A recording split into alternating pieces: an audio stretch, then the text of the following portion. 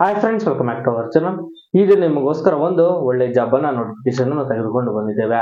ಈ ಜಾಬ್ ಏನು ಅಂತ ತಿಳಿಯೋಣ. ಗ್ರಂಥಾಲಯ ಸಹಾಯಕ ಹುದ್ದೆಗಳು ರಿಲೀಸ್ ಮಾಡಿದ್ದಾರೆ.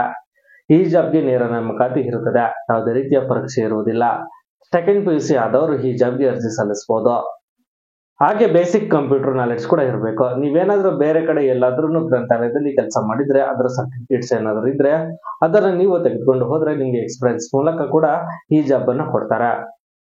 ಹಾಗೆ ಈ ಜಾಬ್ಗೆ ಫ್ರೆಶರ್ ಕೂಡ ಅಪ್ಲೈ ಮಾಡ್ಕೊಳ್ಬಹುದು. ಫ್ರೆಶರ್ ಮತ್ತೆ ಎಕ್ಸ್ಪೀರಿಯನ್ಸ್ ಯಾರು ಕೂಡ ಅಪ್ಲೈ ಮಾಡ್ಕೊಳ್ಬಹುದು. ಇನ್ನು ವಯೋಮಿತಿ ನೋಡುವುದಾದ್ರೆ 18 ವರ್ಷ ಮೇಲ್ಪಟ್ಟಿರ್ಬೇಕು. ಸಾಮಾನ್ಯ ವರ್ಗದವರು 35 ವರ್ಷದ ಒಳಗಿನವರು ಆಗಿರ್ಬೇಕು. ಇನ್ನು 2A 2B 3B ಪ್ರವರ್ಗದವರು ಅಭ್ಯರ್ಥಿಗಳು 38 ವರ್ಷದ ಒಳಗಿನವರು ಆಗಿರ್ಬೇಕು.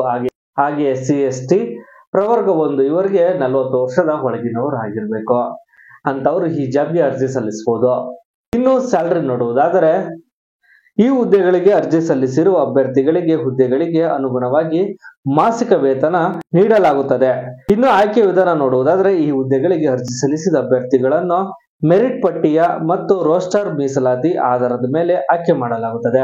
ಸೊ ಯಾವುದೇ ರೀತಿಯ ಟೆಸ್ಟ್ ಇರಲ್ಲ. ಅತಿ ಹೆಚ್ಚಿನ ಸಂಖ್ಯೆಯಲ್ಲಿ ನೀವು ಈ ಜಾಬ್ಗೆ ಅಪ್ಲೈ ಮಾಡ್ಕೊಳ್ಬಹುದು. ಈ ಜಾಬ್ ಅಪ್ಲೈ ಮಾಡಿ ನಿಮ್ಗೆ ಅದೃಷ್ಟ ಇದ್ರೆ ಆಗ್ತದೆ.